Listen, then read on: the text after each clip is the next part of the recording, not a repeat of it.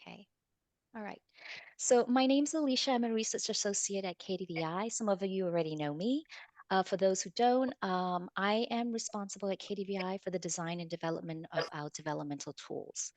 Uh, in addition to that, I also develop content for programs or design programs. But the focus of today's session is really on our tools. I'm not sure if any of you have attended our previous sessions. So about 3 weeks ago, we did an overview of all our diagnostic tools, which kicks off this series where we would go through each tool every 2 weeks. So I believe 2 weeks ago, we went through the Global Executive Leadership Mirror.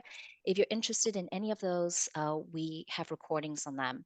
And this week we'll be doing the inner theater inventory. And in 2 weeks, we'll be doing the team compass, which focuses on team dynamics. So if you're interested, you could also sign in for that session. Maybe Liddy can add a link to it. Joining me on this call are two of my colleagues, and we play different roles. So as I mentioned, I'm really here for design and content. I'm joined by Claire and Liddy, and I'll have them introduce themselves. Claire, why don't you go? Thanks, Alicia. My name's Claire Finch. As Alicia said, I'm a colleague working a lot with Lydia and Alicia on our development tools. I'm an associate for KDVI, so I'm a practitioner. So I'm here really to try and bring the lens of, once Alicia has explained the technicalities and how the tool itself works, to think more about how it can be implemented and give you some examples of when and how it is used, to try and bring it to life and give you some ideas of how you might bring it into your organization or your practice. So that will be my role today. And Liddy. Yeah, thank you, Claire and Alicia. And so my name is Liddy, for those of you who do not know me. And I work as KDVI's survey services manager. So in effect, I'm responsible for the team that manages the development tools, the purchases, the client relationships, and the whole administration of the tools that we have. So when you are interested in buying a tool or have any questions on how you could use a tool, you can get in touch with me and I'll answer your questions, and either you'll be in touch with me and my team, or I'll redirect your questions to Claire, Alicia, or someone within KDVI who'll be able to respond. Yeah. Oh, and maybe related to that, Claire, if you could put a link to the tools website, our revamped website. So that's where you can then get in contact with us if you're interested in any of our tools. Okay. So let's get going. Let me share my screen. So, and move you all to the side. All right, so I like to start with a quote by Manfred. For some of you who have attended the sessions, I always start with this quote, so just bear with me. But I think it's important because it positions the Institute's approach to diagnostic tools. And I use a quote that I often use from Manfred, where he says, diagnosis and feedback can be the beginning of an introspective journey and set into motion honest self-evaluation. And this form of self-exploration can then help executives with one of the most difficult leadership tasks that they may face, which is changing themselves. And I bring this up because we're not really, our interest is not just to sell tools for tools' sake, but really we want to use the tools to accompany our work and really to kickstart this introspective journey. And Manfred talks a lot about, self-awareness, having leaders become more reflective and self-aware. And so all these tools were designed with this spirit in mind. I'm also going to give you an overview of our diagnostic services. And I think that also reflects the way that we approach our work, which is in a holistic manner. So we support leadership, team, and organizational development at 3 levels. So at the leadership level, we've got the Global Executive Leadership Mirror, which I went through about 2 weeks ago. And today we're going to go through the inner theater inventory. At the, oh, what happened? Sorry. At the team level, we have the team compass as well as a Palau immersive simulation. So it's not a 360 tool, but it's more of an interactive learning experience. And I think that it's a nice tool in the sense that it allows people to actually experience the dynamics in situ, in a live situation, after which that they can debrief and explore what happened within the team. And then finally, we have the organizational culture audit, which looks at values. So espoused values in actual and practice. So where there are gaps between what the organization says it advocates or cherishes the values and what actually happens in the organization. Having said that, the inner theater inventory is amongst our tool the most, I would say, the most psychodynamic. And I'll explain what we mean by psychodynamic in the sense that it really goes into the deeper, the underlying motivations of people and individuals. Of all our tools, it's the most psychodynamic. Um, and what do I mean by psychodynamic? And I think this is very akin to the approach that Manfred has advocated throughout his career, is that what we're looking at is not only just looking at explicit behaviors when we're doing a diagnostic, what people say they do, but also looking at the drivers behind those behaviors. So, what motivates them to act or react in the way that they do? So, we psychodynamic really means that we go under the surface to explore the reasons that underlie human actions. Because also we recognize and acknowledge that people are complex, unique, and paradoxical with many different types of drivers and decision making patterns. And I would say paradoxical because oftentimes in the report, what you'll see is that you might see conflicting feedback. A person might be seen as both empowering and also micromanaging. So I think sometimes, depending on the context, certain behaviors are triggered. And also, part of this process is also to bring into light the conditions under which a person might be triggered or the reasons why they would act a certain way in a particular situation. And through looking beneath the surface, we can then examine the emotional and psychological aspects of a person's lives, their complexities and the tensions within. And I think this approach actually, when we use it in our diagnostics, really brings the individual into the conversation. So we're not just looking at highs, the results, the highs and lows, very explicit behaviors, but we're really trying to get much deeper into the drivers, what makes them tick, and through that, giving them that awareness so that they can have more control over their actions and their decisions. Um, and so we like to use the metaphor of an onion. So what we see in terms of individual is really the outside skin, but in our work, we would like to actually go into the deeper layers. And I'll show you how we could do so especially with the inner theater inventory. I forgot to mention that hopefully like this to be an interactive session. So if you have questions, just either raise your hand or unmute yourself and ask me along the way. So it creates a little bit more of a dynamism to the presentation.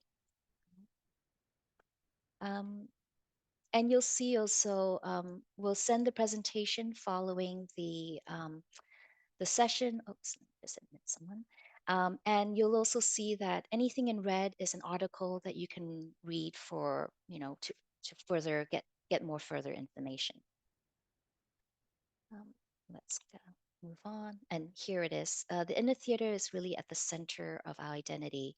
So really the scripts, the core motivations and drivers that govern our behaviors. Um, so the inner theater, this concept let's say I think I was doing some research and also because Manfred uses it quite often and traced it back to McDougall, sorry, in 1985. And she wrote a lovely, lovely paper called Prologues from the Theater of the Mind. You can click on that from a very psychological perspective. And what we mean by the inner theater is that we're looking at the themat- thematic imagery or scripts that determine our way of interpreting the world and influences our behaviors and actions. So I like to remember, I remember it's just this is something that just came to mind, like Shakespeare, which he says all the world's a stage and we're just actors on it. So I think that's really the idea that within our inner world we have these scripts that we have that are automatic or sometimes subconscious that govern the choices that we make and the behaviors. So these core inner drivers and themes drive our lives, and they're often rooted in our early experiences and values. Um, and a better understanding of our inner theater can help us produce behavior that is more congruent with our overall value and belief systems. So, the idea of using the inner theater inventory, especially when we're talking about, we could use it in, for example, leadership transitions when you're trying to think about the career path that you want to take. To look at your core values and then to determine what type of career path or what type of organization you want to work with that's more aligned with your values as opposed to be in conflict with them. So this tool can be quite powerful and insightful in that to help people make decisions related to that. Can I Um, ask you a question? yes, yes, You go said ahead. that it should be interactive, so sorry if I Yes, no, interrupt of course. you. I like that. I like someone popping up. Yes, in your previous slide, you used the expression uh, theme imagery. Can Hmm. you go back to the previous Yeah. slide? Thematic imagery. Hmm. What do you mean by that? Because this is something I understand the Yeah. script. So I think what it'll be a bit clearer when I go through the different life No, excellent. anchors. Those are those scripts or those are those anchors. So they're not actual scripts. So we don't have actual, stories.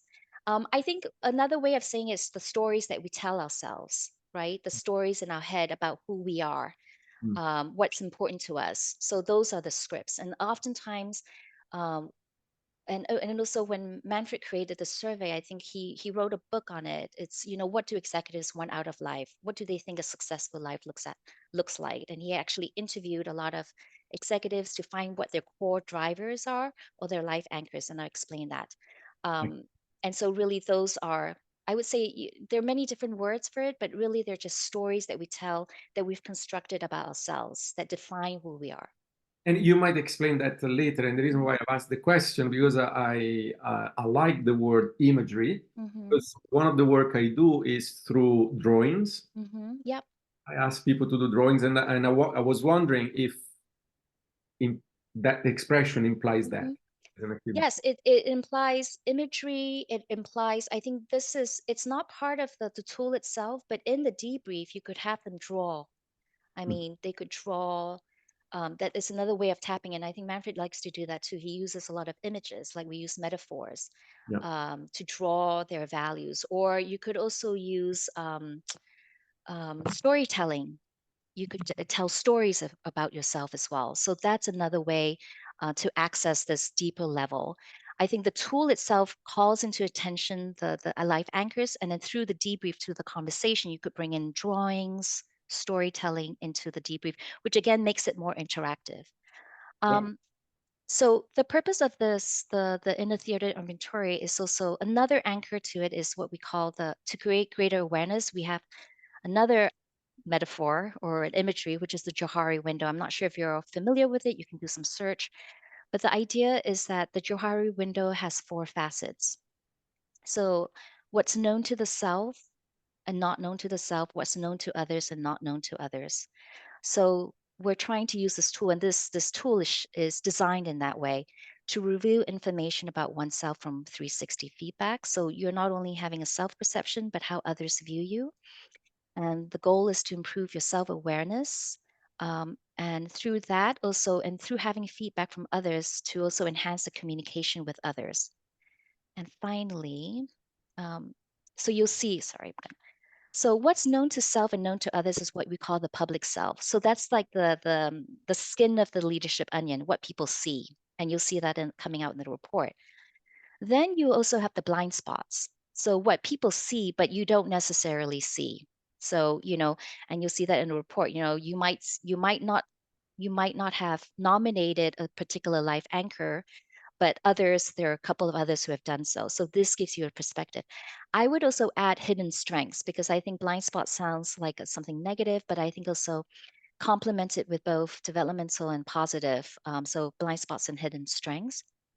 What's not known to others, but only known to self, is what we call the secret garden of the private self. And that's perfectly fine to have this private identity.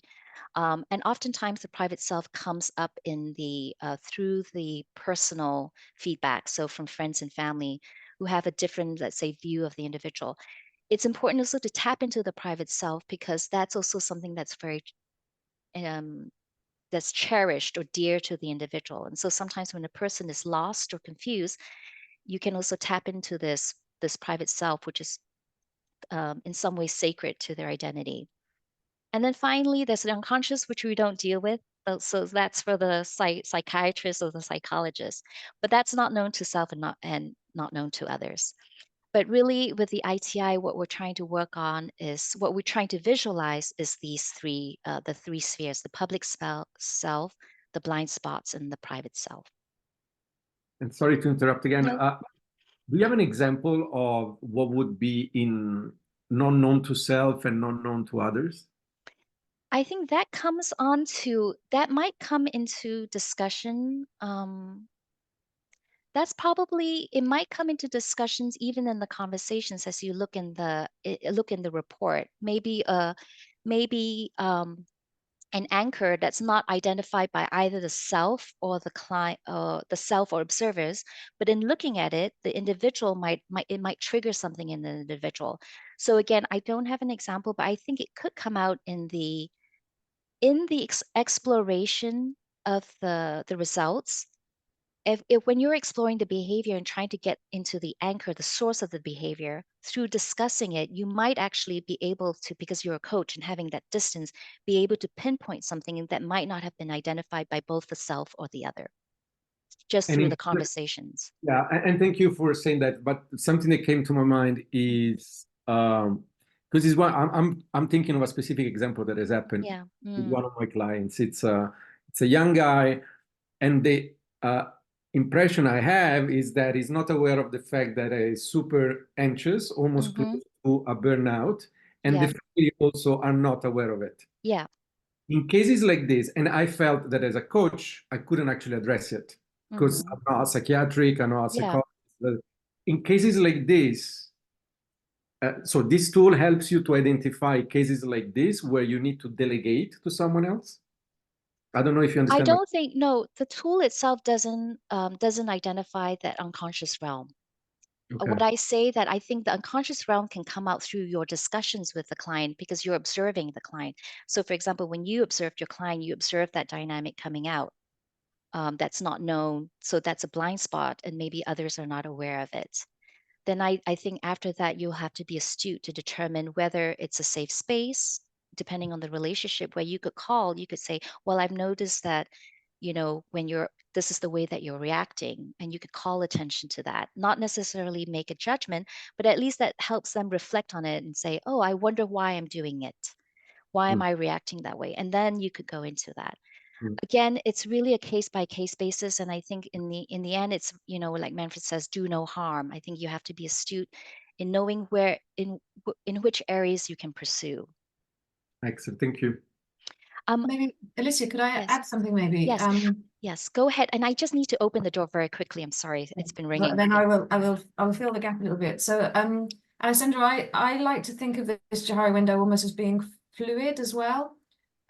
So what I often see happening when we use any of the 360 development tools, but particularly maybe with the ITI, is that there's an aspect of feedback maybe going on here. So blind spots start to shift more into the known to self, known to others, public self space, because there's a feedback loop that's happening. And so some of these blind spots then start to shift. Similarly, there may be aspects that are in the private self, the secret garden, that through self-disclosure start to move more into the public self. And then I think there's also a combination of all those three aspects that kind of move some of the things that can be unconscious more into either blind spots, secret garden, or public self. I don't know if that makes sense, that through the discussions and things that are coming up, And the reason starts to why become more fluid. that's the reason probably why I've asked the question, because we started from the onions, the importance of understanding the core of the onions to define everything else, no? So Yeah. that's what I see, the core of the onions in this Yeah. unconscious box. And So, yeah, and I think it's also important that the coach is astute, because the client might not be ready to get into that level of analysis. I think this is a good tool if people if it's agreed upon and they're willing to get into that level of analysis, right? That deeper level. Um, Mhm. and that has to be agreed upon, or that the individual is aware of it, because it's really quite exploratory.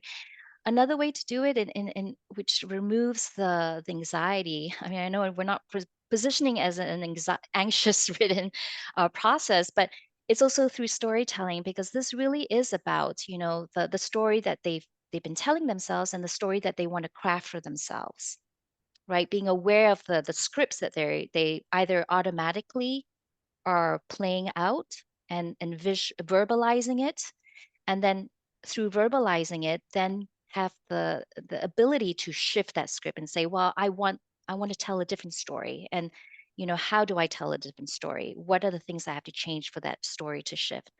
So the point is, and then I'll share with you also some of the ways that you can debrief it. But really, it goes back into storytelling.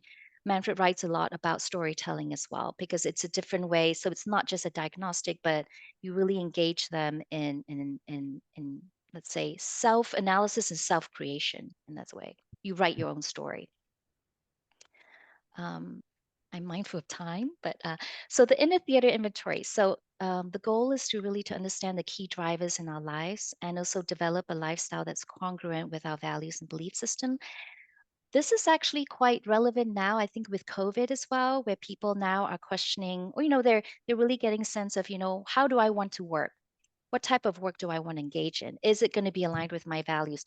I think more and more people are trying to find that congruence. So, or maybe less tolerant of working in a culture that's misaligned with their values. So this can be a really good exercise to really say, well, what's important to me, so that that can shape the way I make my future decisions, or even as I'm starting off my career, what type of career do I want that's really aligned with my values. So it consists of 22 questions. It's very short. It takes 15 minutes to complete. We say it's a 720, not a 360, because it gets feedback from both. You get to get 7 observers from both your work realm and also your personal realm. So, you can get feedback from the superior, coworkers, direct reports, and others, and as well as family members, spouses, and friends, because that is another aspect of the individual that's quite rich, especially when we're talking about values.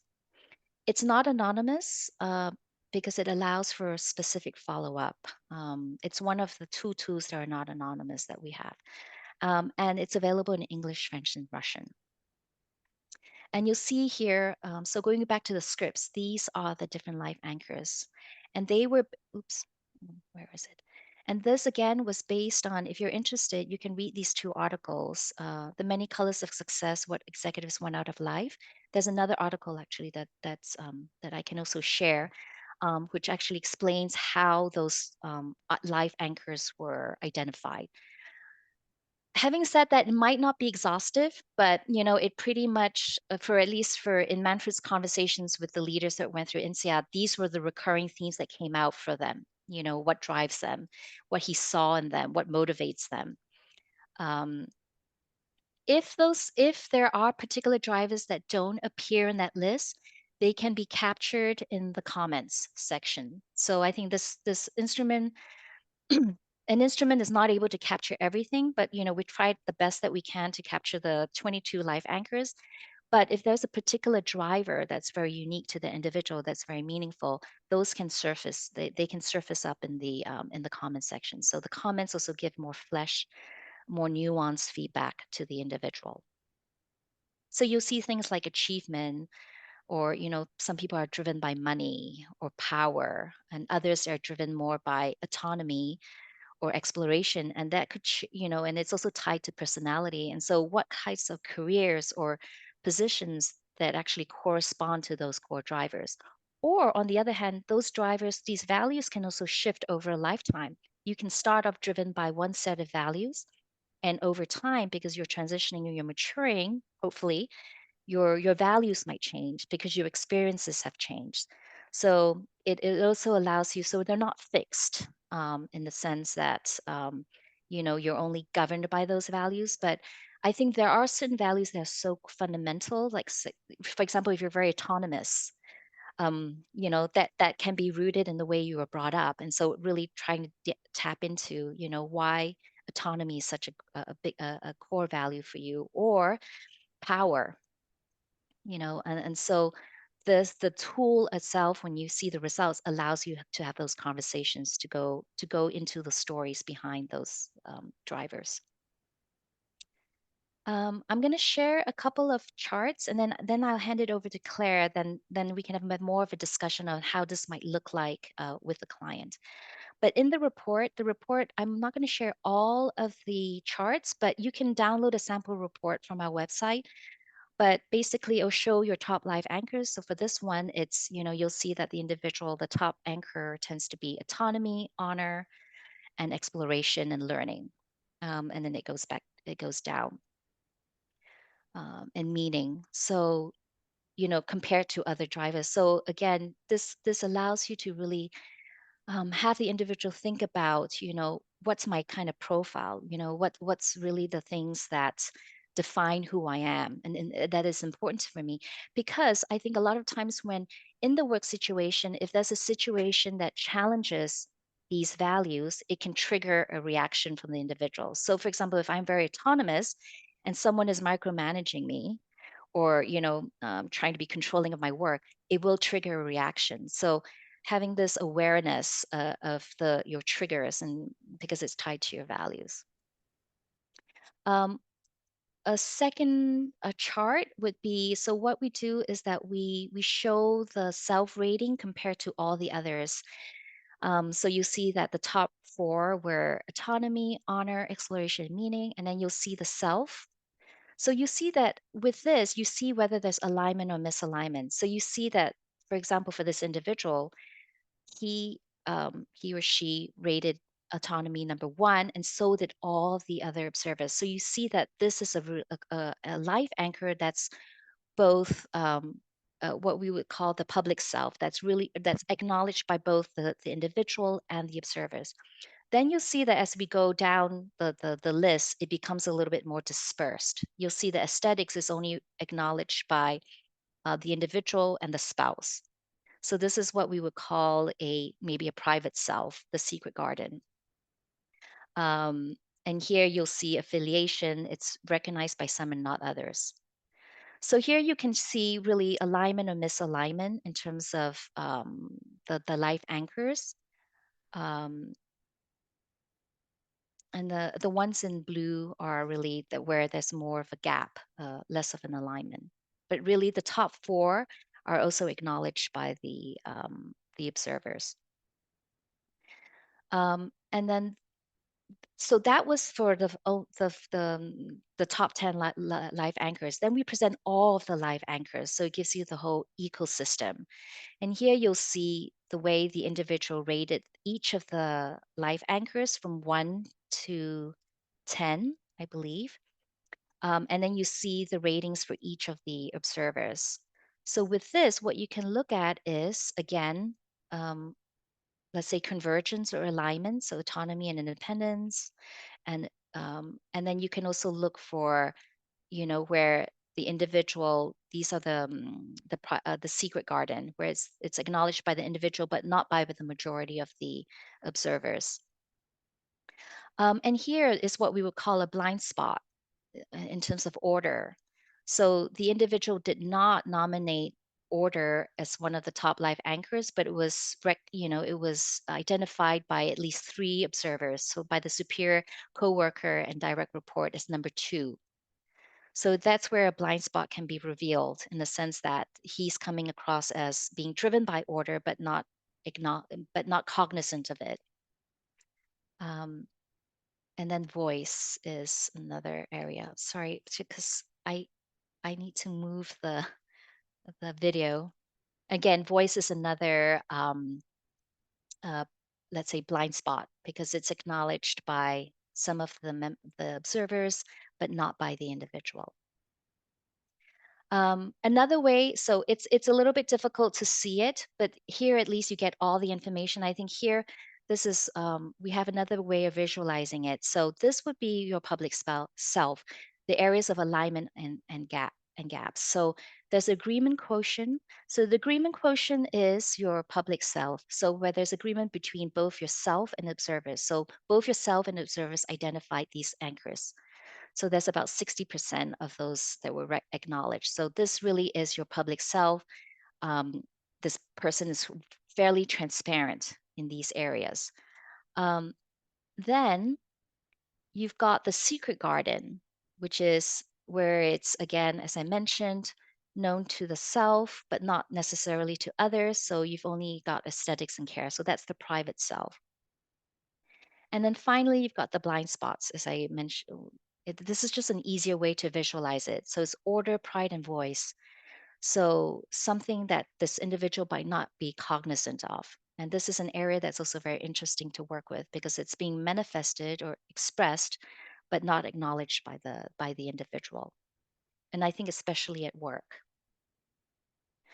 So one way to do it is then after that, map it on so that they can see in one spot, in one at one go where the different areas are. I mean, so this is just one report. Other reports, you'll see different things. Maybe, with a person that's less transparent, there might be only one or two life anchors that's known in the public self, and there are more blind spots. So, but this is just the presentation for this particular individual. But I think it's a nice way to step back and see, how you're coming across in both your workspace and your personal space. And then it could really trigger questions about um, especially the blind spots, how they're being perceived in the workplace, and how that might, let's say, be responsible for some of the comments that come out of the report, which I will go through next here. So part of all our reports contain comments, and that's a very essential part of our diagnostics because when you look at numbers, they only sort of still show you the surface. And I think the comments really give you flesh. And so what we like to do is also from the report, you could actually map the comments. So what people see and value. So I took an actual report, this individual's report, and I actually did map on what people see. Um, and I like to use verbatim quotes because that really reflects the individual. So you see that this person, these are verbatim quotes. They're, that's very independent, autonomous, needs the space, very competent, so smart, highly creative, values driven, is a team player. So likes to work with others, is caring. So again, it creates more meat to the individual beyond just lines and charts and bars. And then you'll also see that the areas for development, these all come from the comments, is that this individual should improve connection, so open up and be more accessible to others and build closer working relationship with peers, improve communication, and also work on visibility. And then finally, I have too many things. And the values and beliefs, so those come out of the comments as well. So this individual is driven by high standards. And one of the quotes says, not everybody can at all times can perform at the highest level of their perceived potential. There's obsessional behaviors, extreme sense of dedication. So here again, you get more color beyond just those labels, right? You get a sense of what this person might come across. There's also perfectionism and fear of failure. So that's really getting into, again, that sense of perfectionism. That's oftentimes tied to early childhood experiences, fear of failure. Those are quotes.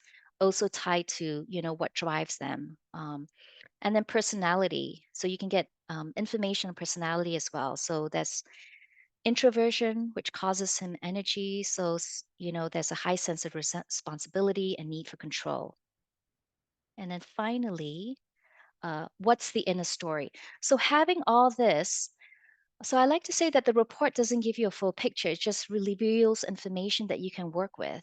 And during the debrief is when the inner story comes out. So you take all these different pieces of information about your visible public self, the blind spots, the hidden self, and then all the comments, and then really then work together to really define what their inner story is. And that comes out through the conversations. Um, and I like to use this because if you look at the the comments, they're quite contradictory. And oftentimes we talk about the leader's shadow in the sense that sometimes your strengths can also be your Achilles heel or your strengths overdone. So, for example, you can be, um, as an example, I can't really read it, so it's so small. Enthusiastic, but then you can also be volatile. The darker side is that, if you're too enthusiastic, you can be volatile, or you could be imaginative, independent, but then you can be detached because you're too independent. So there's always both sides of the story. And I like to also, so what I did too is map it. So if you recall, this individual was defined as being autonomous, right? That was one of the core values. But at the same time, when you're too autonomous, it can lead to a lack of connection and communication. So that came out of the comments, right? This person is a team player, so you see that they're very caring, they develop others at the same time, um, with the team, but then there's that this person is spending too much time with the team and not visibly networking upwards. So again, that's that sort of the darker side of it. This individual has high standards, but the darker side of high standards is that you can be over perfectionist, over controlling, and have a fear of failure. So having a more balanced view of the individual, and looking at both their strengths, but also how their strengths could be a potential derailer. So that's kind of interaction. Um, and what this shows also is that an individual consists of multitudes. They're not always one, let's say they're not always one person. I mean, I think they might activate different scripts with different individuals. And I think through having those conversations, you can see the different multitudes. So how do they act in different situations? How do they act with their superior versus their direct reports versus their spouse versus their children? And what are the scripts that are being activated when they have those interactions?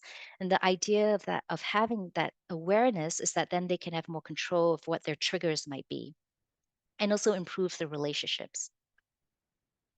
Um, and using this, especially in the debrief, is that then you can delve into this whole work on storytelling. So, what's the story um, that the individual tells him or herself?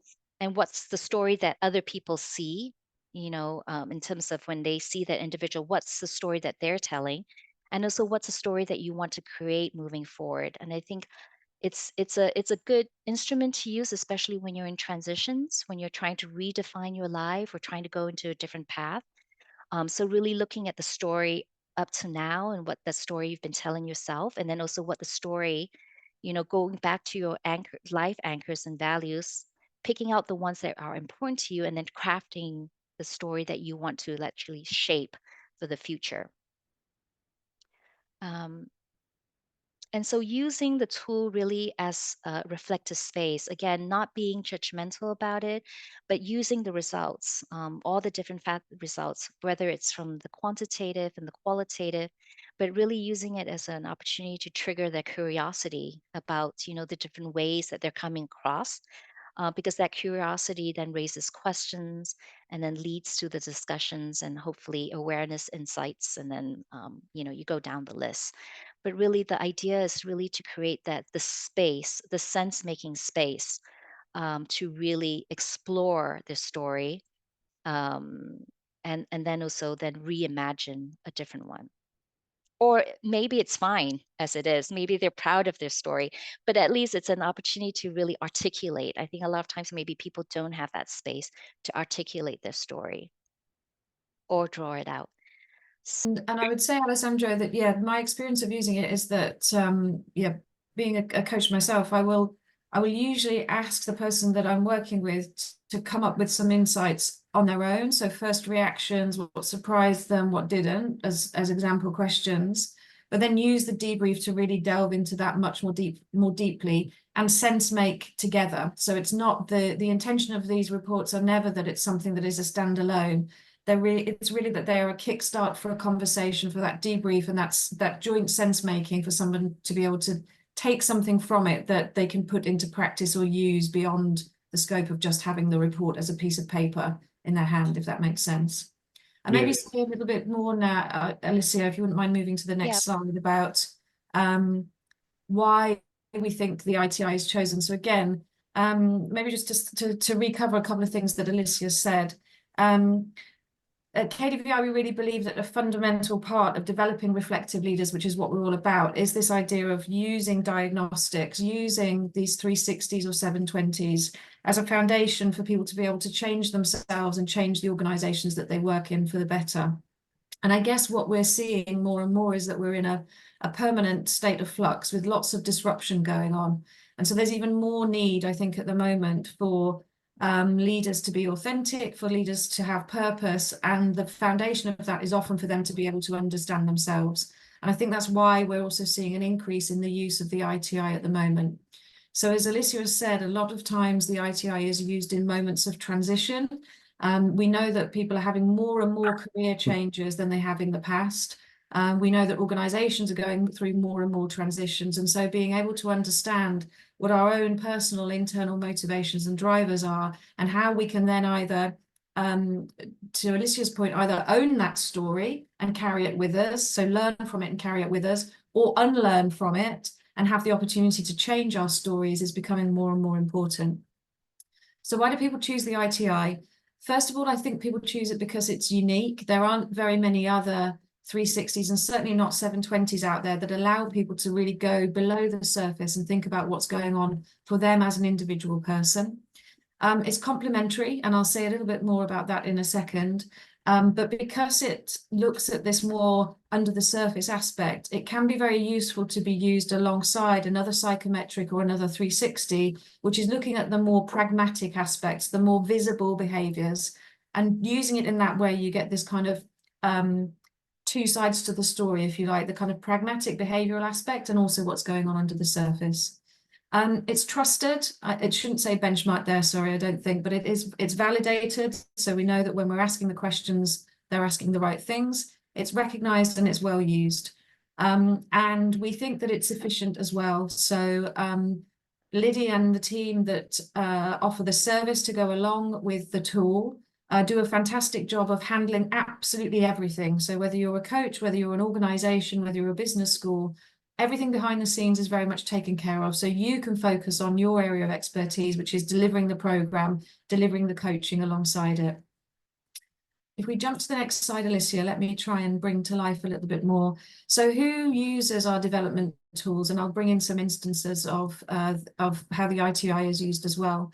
So it's used by independent coaches and consultants. Sometimes it's used maybe as you've experienced, Alexandra, within the development program, can be used within teams if you're trying to do some deeper work with the team, thinking about how individual drivers are then shaping the team, and also in one-to-one coaching.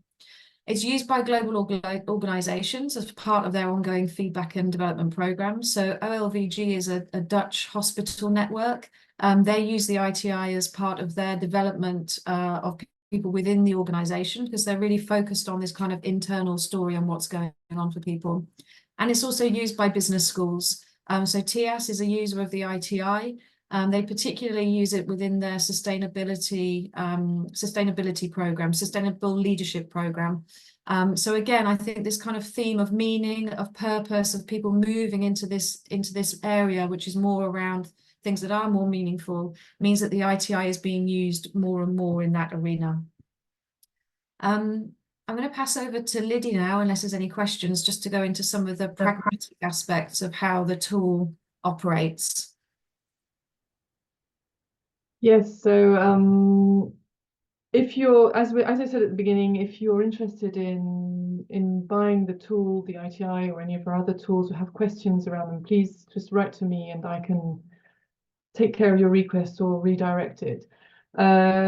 When it comes to the ITI, so the price per person is £170, and this includes the observers and the full administration, as Claire started mentioning just now. So that means that we basically take care of everything. You hand us just the name of your participants and your timeline, and we take care of setting everything up, and we have a team here dedicated to that and supporting also queries the participants or their observers may have, answering those. Yes, so to place an order, you can go through the website, just get in touch. We'll get in we'll get back in touch with you, send you all the forms for the information that we need to gather. There's a lot of, I mean, with the administration, there's also everything related to follow-up, so reminders that we send from the platform to the participants and their observers, keeping you also informed, or you or whoever might be working alongside you, taking care of this administration, of course, keep you informed of the progress. We're very, as Alicia said, we own our tools. We're really dedicated to the service around those, and we're very flexible. We want to keep it very human, a nice relationship with you. So we're not just a platform and a machine in the background operating. So there's a very big personal touch basically brought into the administration of the tools so that it really matches your needs. When it comes to payments, so an invoice gets sent and you can pay by card or by bank transfer as you prefer. So I think that makes things quite a bit easier for people who are purchasing maybe on the smaller end of number of tools. The only thing that we don't do, we do a lot of administration for the tools, but we don't take care of adding observers. We can't import those, and it's also because we think that that's the participants' responsibility as part of their journey of inviting their observers to give feedback and then adding them and being responsible for them giving feedback, etc. Yes, so any other further questions, more details, I'll be happy to pick those up with you. So as you, I'm continue asking questions, as you can see, because I'm super keen in adopting it. Okay, that's why I'm asking the question, and forgive me if I'm a little bit boring. But the other important question I have is, okay, per person, I pay 170. I give them the instructions. They will come to you, and then blah blah blah blah. They will choose the observers, family, business, and then you guys generate the report. Okay, Yeah. Which is this big deck of, if I remember correctly, 25 to 50 pages. Yeah, I think the ITI is around 20, not even 20 pages or something. Huh? It's Then not a very big report. What happened? You give that report to me, and the relationship with KDVI finishes there. Yes, so we deliver the report to you, and we can also deliver it directly to the participant if that's what you'd like. And then if you're in charge of then debriefing the report with your client, etc., and the follow-up, that's then the job. We pass the baton back on to you, but otherwise we can also Yes, because offer. that would be my intention. On a one-to-one coaching, I really like this inner theater starting point to help them to become aware of certain blind spots. So that could be the beginning of a journey on a one-to-one coaching. That's the way I am thinking.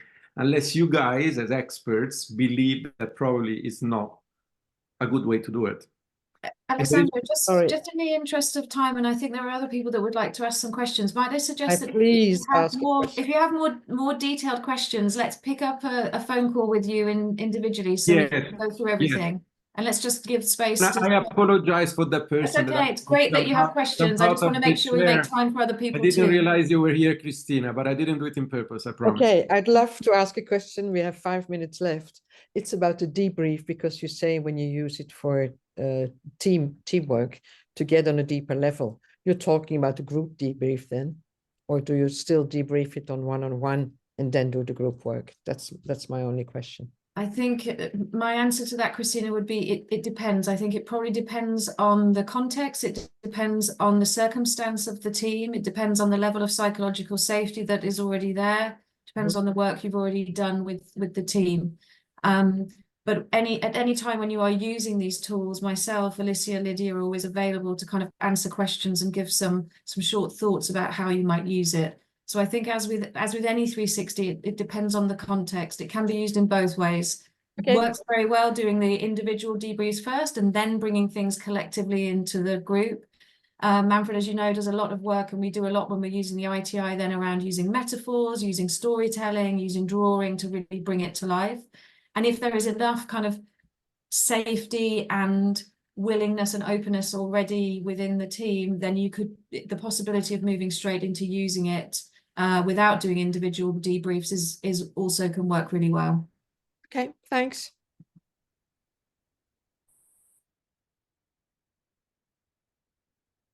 Are there any other questions?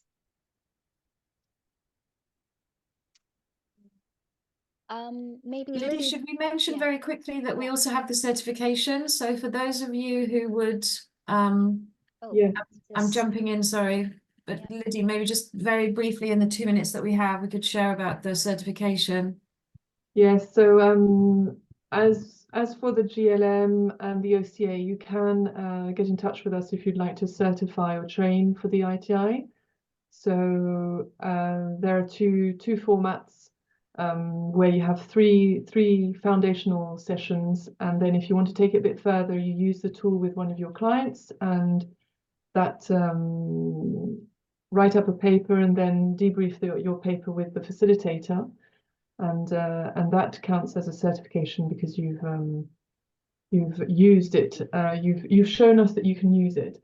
So please, there must be information on the website about this. I think we do have some bits about the ITI training on the website, so you can find information there or get in touch with me. What I'll do afterwards here is that you'll all receive this set of slides that Alicia and Claire have presented, and with some additional bits of information. And so you can, and you have my contact details too. So you can just respond to that if you have any further questions. Yeah, and also you're not obligated to do the sort of training. We just offer those for some individuals who just need additional support in using the tool. But if you're a seasoned coach, you know, it's just really getting up to speed on the tool itself. And we could always take a short call just to get you up to speed. So you don't have to go through the formal training.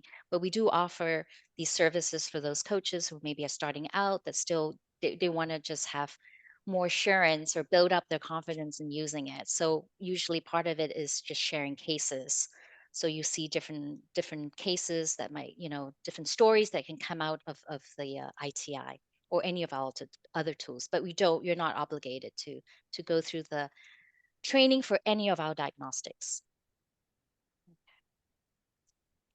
All right. All right, we ended on time. So we're at 59. So please, I know, I mean, there's a lot of information. If you're interested, just you know, get in touch with us. We could always have a conversation to really, you know, look at your specific need. All right. Thank you very much. Amazing. Thank Thank you. you. for your Thank you, help. everybody. Wonderful to see you all. Bye. Thank you. Thanks for Take attending. care. Bye-bye. Have a good Bye. afternoon. Bye. Bye.